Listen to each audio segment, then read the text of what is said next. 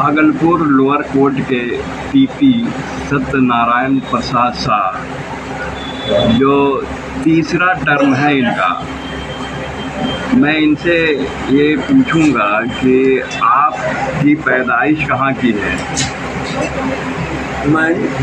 आप कहाँ पैदा हुए? मेरा जन्म भागलपुर जिला के सुल्तानगंज थाना अंतर्गत अबजूगंज एक ग्राम है, वहाँ मेरी पैदाइश 1952 में हुई है। आपकी शिक्षा और दीक्षा? मेरी शिक्षा दीक्षा मेरे लोअर स्कूल में गांव में हुई। उसके बाद सुल्तानगंज कृष्णानंद सुंदरमल उच्च विद्यालय सुल्तानगंज में हुई। तत्पश्चात मेरा कॉलेज जिंदगी बुरारका कॉलेज सुल्तानगंज में हुई।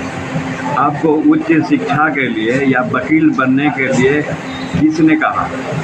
मेरे बड़े पापा नाम स्वर्गीय श्री कृष्ण प्रसाद शाह, उन्होंने बराबर मुझे कहा कि तुम वकील बनो, इसलिए कि तुम्हारे खानदान में, मतलब मेरे पूरे खानदान में कचहरी किसी ने नहीं देखा था और मैं कोई वकील नहीं। तो मैं पहली बार वहाँ वकालत पास करने के बाद पहली बार 1976 में 13 जून 1976 को मैं यहाँ ज्वाइन करने के लिए आया और तब मुझे पता चला कि ये कचहरी है और मैं वकील हूँ। आपने कहाँ से वकालत की डिग्री हासिल की? भागलपुर लॉ कॉलेज भागलपुर से। वो पहले गौशाला स्थित मैं था लॉ कॉलेज, वहाँ से डिग्री। LLM भी किया आपने? नहीं, सिर्फ LLB किया। तत्पश्चात मैंने MA का डिग्री हासिल किया। तत्पश्चात ये तो मैंने वकालत स्टार्ट किया। उसके बाद जो ये आप वकालत कितने साल तक किया? और लगातार 1976 से लगातार अधिवक्ता के रूप में 1990 तक किया।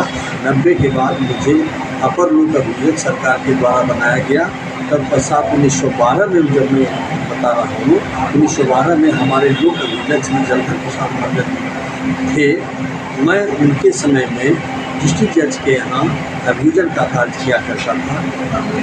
1912 में था? 29/10/1912 नहीं, 29/10/2012 हम चाहते हैं 29/10/2012। तो फिर सर जो आप बने पीपी, तो पहले जो टर्म था आपका, तो ये पहला टर्म में कौन कौन सा आपके पास ऐसा केस आया जिसको बहुत ही आपको टफ लगा और उसको बहुत हल करने में वक्त भी लगा? सबसे पहले तो जिसमें कि हमारे जब मैं बन गया पीपी, तो उस समय सबसे पहले वासिल थे, उस मोहम्मद वासिल का पीपी थे। उसके बाद आपका हुआ जुडिशरी बाबू हुए। जुडिशरी बाबू के बाद शिवनारायण झा हुए। उसके बाद जलधर मंडल हुए। तब तक मैं एडिशनल पीपी के ही रूप में कार्य कर रहा था। जुडिशरी मंडल को उसमें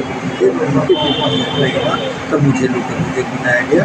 और उस समय बहुत सारे ऐसे मुकदमे थे जो बहुत ही लंबी अवधि है, इसलिए मैं समय और ये नहीं बता सकता हूँ, जिसमें कई मुकदमे में मैंने आजीवन कारावास किया।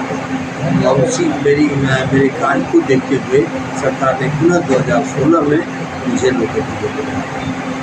आप सर कौन कौन कोर्ट देखते हैं? Family court?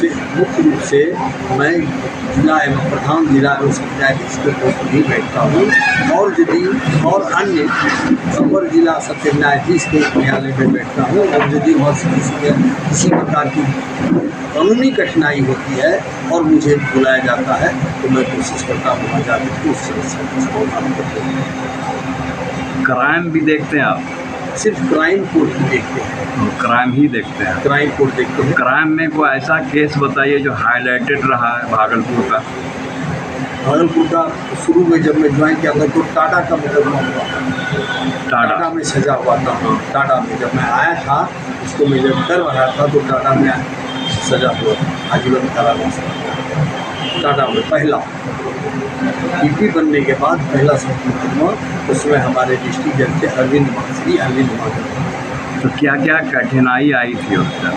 कठिनाई आई थी कि उसमें कुछ वस्तु प्रदर्शन था, वो गायब हो गया था। गायब नहीं हो गया था, मना भूल के कारण से वो वस्तु प्रदर्शन को उस समय के अनुसंधान करता श्री संजय चौधरी थे, वो अपने साथ ले गए थे, थाना में जमा कर दिए थे।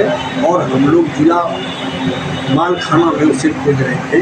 कई बार खोजा गया, नहीं मिला। अभिलेख को देखा गया। अभिलेख को देखने के बाद पता चला इससे श्री संजय कुमार SI अपने हाथ से रिसीव करके ले गए हैं, तो फिर उनको बुलाया गया, तो फिर वो बसों को बस में आके बुलाया गया, ऐसे ही चलता रहा। आप जो जिरह करते हैं सरकार की तरफ से, आज जो प्राइवेट वकील होते हैं, तो इसमें कभी आप दोनों में ये हुआ कलश? मैं कुछ मैटर मैं नहीं करता हूँ। मैं न्यायालय से प्रार्थना करता हूँ कि ये इनका क्वेश्चन गलत है। जैसे कि एग्जामिनेशन आपने क्रॉस एग्जामिनेशन किया और पुनः उसका क्रॉस एग्जामिनेशन नहीं हो सकता है। कुछ बातें जो अभिलेख में नहीं है उसको पूछा जाता है, कि मैं विरोध करता हूँ और विरोध करता हूँ न्यायालय से प्रार्थना करके। मैं अपने सभी साथी से कभी विरोध नहीं करता। उनका काम है अपना पक्ष रखना, अपने सफाई पक्ष रखना, इसी उनसे मेरा क्या विरोध है, मैं उनसे क्यों लड़ूँ? तो वो भी अपनी कानूनी किताब दिखाते हैं, मैं भी अपना दिखाता हूँ। आप अपने सहयोगी के बारे में कुछ बताइए। मेरे सहयोगी एक कहते हैं ना बैकबोन, रीढ़ की हड्डी, ये मेरे जितने भी मेरे ऑफिस में हैं, ये अधिवक्ता हैं, नाम बताओ। पिंकी किशोर, ये अधिवक्ता हैं आशुतोष गुप्ता, वहाँ अधिवक्ता हैं रवि किशोर, रवि प्रकाश, वहाँ अधिवक्ता हैं कांति बाबू, और हमारे जो सहयोगी अपर लोकल देते हैं मुख्य रूप से वो है विजय कुमार सिंह, और अन्य स्टाफ हैं, मनीष हैं, हमारे निजी हैं। ये सब इतनी सूक्ष्मता से कार्य कर रहे हैं, सबका कार्य बटा हुआ है। छोटी सी बात, एक जैसे कि रवि बाबू है, उनका टोटल जितना भी जमानत आवेदन दाखिल होता है उसको चलाना, उसको तैयार करना, उसको फिर से सेवा रेडी करना, फिर अगले व्यक्ति को निश्चित करना, ये होता है। दूसरा है मनीष कुमार की है। मनीष कुमार का काम क्या है, जितना भी डायरी को थाने से संबंधित काम मंगाया जाता है उस सभी को डायरी को सिलसिलेवार तैयार करना, और जिस मुकदमे से संबंधित है उसके अभिलेख के साथ लगा देना, और पत्राचार वगैरह का जो कार्य का बात है वो सारा कार्य करते हैं हमारे कांति सिंह एडवोकेट हैं, जो कि अभी वर्तमान में AGP भी हैं, अर्ध सरकारी अपर सरकारी अधिवक्ता अपने हैं, वो हमारी सहायता करते हैं। बाकी ये हमारे आशुतोष हमारा काम देखते हैं, छठी का काम भी करते हैं, और हमारे कुछ और भी कुछ काम जो कि जब किसी कोर्ट से आता है कि इस अपर लोकल जब बदल दिए करता है, तो वैसे अवस्था में हमारे श्री विजय कुमार सिंह अपर लोकल जो उनको भेज करके उसको करवाया जाता है। उनसे भी जब नहीं समझता है, लेकिन यानी आपके सहयोगी भरपूर आपका सहायता करते हैं, बहुत ही सहायता करते हैं। अच्छा ये बताइए, आप जब जिरह करते हैं जी, तो जज साहब का क्या इम्प्रेशन होता है आपका? ये तो इस पद पर जो हम पदासीन है उसका वही प्रभाव है कि उन्होंने देखा कि हमारा ये प्रयोजन कार्य बहुत ईमानदारी से, बहुत बढ़िया से और दृढ़ता से हो रहा है, इसलिए पुनः हमको सुशोभित करने के लिए उन लोगों ने एक सर्टिफिकेट हमको दिया, शंसापत्र दिया। अच्छा, अधिवक्ता को क्या मैसेज देना चाहते हैं? जितने भी अधिवक्ता को मैं एक ही मैसेज देना चाहता हूँ कि अधिवक्ता का प्रेम, अधिवक्ता का मेरे प्रतिक्रिया, आज मैं फिर से इस मुकाम पर, और वो मेरे छोटे भाई हैं, बड़े भाई हैं, मैं सबकी शुभकामनाओं के आधार पर ही मैं आज इस पद पर पहुँचा। थैंक यू, बहुत धन्यवाद।